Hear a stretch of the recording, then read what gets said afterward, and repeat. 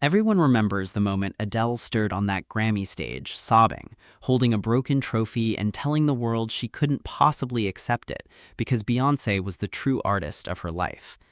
At the time, we thought it was just one legend showing respect to another, but looking back now, people are starting to ask a much darker question. Was Adele crying because she was moved, or was she crying because she was terrified? The Wendy warning. Wendy Williams has been saying it for years, and we all called her messy for it.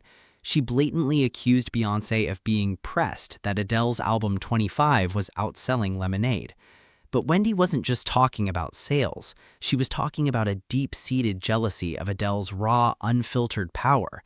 While one artist has to curate every single second of her life to maintain an image, the other just stands at a mic and opens her mouth.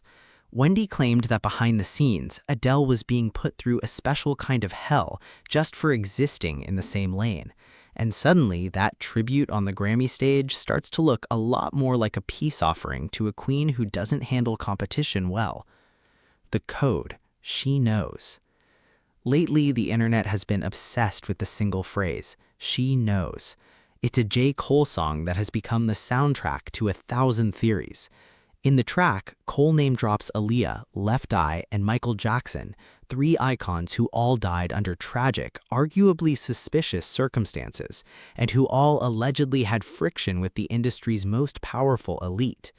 The theory is, she knows isn't just a lyric, it's a reference to Beyonce Knowles. People are looking at the way celebrities now thank Beyonce for awards she didn't even win, almost as if they're reciting a script to stay on her good side. They've seen what happens to those who don't fall in line, and Adele, being the smart strategist she is, wasn't about to end up on that list. The casualties. Just look at Keri Hilson. One day she's the it girl of R&B, and the next her career is virtually erased after a leaked remix of Turning Me On seemed to take shots at Beyonce. Keri has spent years living with what she calls a scarlet letter, recently admitting she was pushed by executives to record those lyrics, only to be left out in the cold when the backlash hit.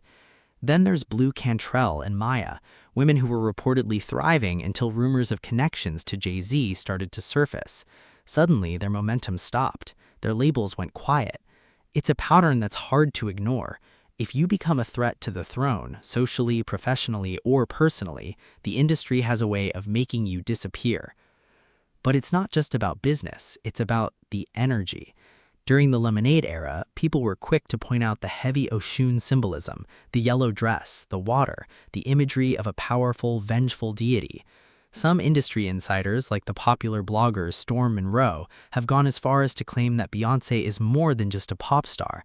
She's a high-ranking practitioner of African spirituality, using it to protect her position at the very top. When Adele won Album of the Year over Lemonade, she didn't just give a speech. She went to Beyonce's dressing room afterwards, allegedly explaining the entire voting process to her, almost as if she were apologizing for a mistake she didn't even make. So, was Adele's breakdown at the podium a genuine display of fandom, or was it the ultimate survival move in a business that rewards loyalty and punishes rivals? Wendy Williams might have been a lot of things, but as the evidence mounts, many are starting to think she was the only one telling the truth.